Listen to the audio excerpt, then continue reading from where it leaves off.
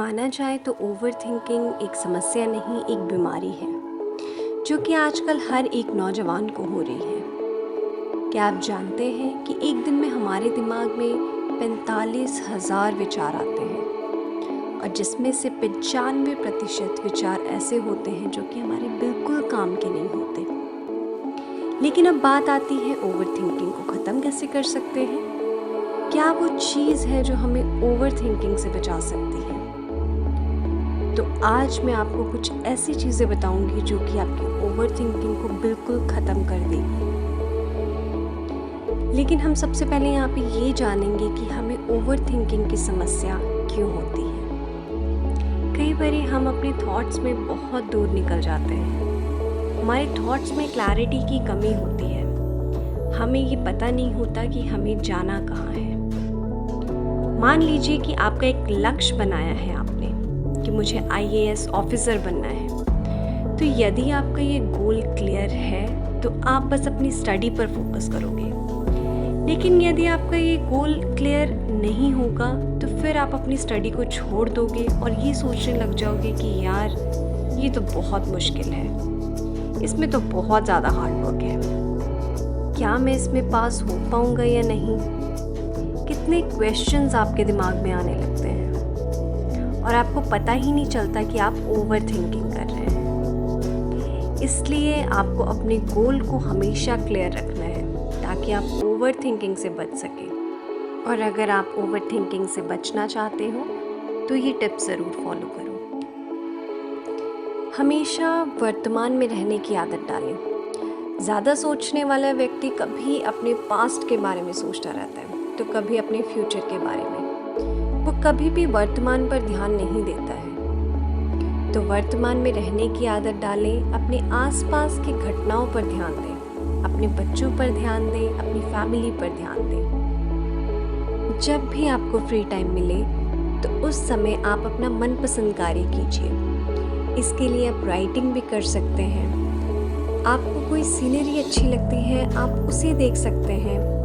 कोई गेम खेल सकते हैं, स्विमिंग कर सकते हैं। हर वो अच्छा काम कीजिए जो आपको पसंद हो, जो आपकी मन पसंदीदा हो। देखिए, सोचना तो हमारा फेवरेट टाइम पास है। हम जहाँ जाते हैं हम सोचते ही रहते हैं। तो कोशिश करें कि थोड़ा कम सोचा जाए, मतलब कि उतना ही सोचें जितना ज़रूरी है। देखिए, सोचना हम सबकी आदत से बन गई है, पर अगर सही समय पर सही बात सोची जाए तो वो फ़ायदा देती है। मतलब ज़्यादा सोचने की जगह कम सोचें पर अच्छा सोचें। तो जब भी फालतू की बातें आपके दिमाग में आएं तो तुरंत अलर्ट हो जाएं और उन बातों को अपनी माइंड से निकालने की कोशिश करें जितना हो सके। नहीं तो ये आपके दिमाग को खोखला कर देती है, जिसके कारण आपको बहुत परेशानी उठानी पड़ती है। बट अगर आप मन में ठान लेंगे तो ऐसा कभी आपके साथ नहीं होगा। आप कभी भी ओवर थिंक नहीं करोगे, आप अपने माइंड को कंट्रोल कर लोगे। तो ओवर थिंक करना बंद करें और अच्छा सोचें। वैसे अच्छा सोचने के लिए हमारे दिमाग में जगह ही नहीं होती, क्योंकि नेगेटिव थिंकिंग ने हमारी जगह इतनी घेर ली है कि हम कुछ सोच ही नहीं सकते।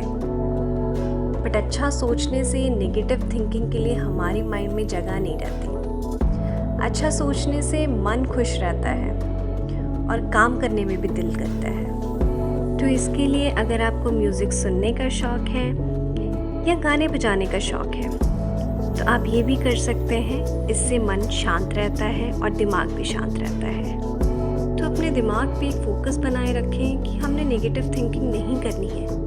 क्या फ़ायदा है ये सोच के, क्या फ़ायदा है जो नहीं होने वाला है। क्यों हम ये चीज़ें सोच सोच के अपनी ओर आकर्षित करें, क्यों हम अपने माइंड को नेगेटिव बनाएं।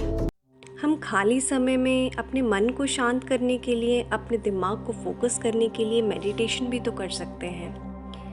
मेडिटेशन का बहुत ही ज़्यादा एक फ़ायदा होता है कि आप एकाग्र होकर अपनी चीज़ों की तरफ फोकस कर सकते हैं। इससे अपने नेगेटिव थॉट्स को आप रिमूव कर सकते हैं और अच्छा सोचकर आप अपनी लाइफ को भी अच्छा बना सकते हैं। हमेशा इस चीज़ का ध्यान रखें कि जब भी आपको अकेलापन महसूस हो पर आप अकेले कभी नहीं बैठेंगे।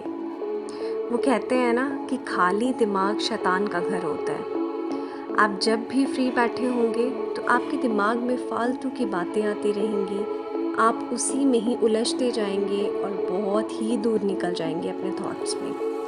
तो इससे बचने के लिए हमेशा कुछ ना कुछ करते रहें। आप अपने आप को बिज़ी रखने की कोशिश करें, यूँ कभी भी ना बैठें, क्योंकि इससे क्या होता है कि आपकी माइंड प्रोसेस इस तरीके से चलता है कि आप थॉट्स में से थॉट्स बनाने लग जाते हो और एक टाइम ऐसा आता है कि आप ये सोच लेते हो कि बस इससे आगे कुछ नहीं है। तो इन चीज़ों को रोकिए, अपने माइंड को रोकिए, क्योंकि आगे जाके ये एक बीमारी का रूप ले लेते हैं जो कि आजकल हर एक नौजवान में है, जिसको हम एंजाइटी या डिप्रेशन का नाम देते हैं।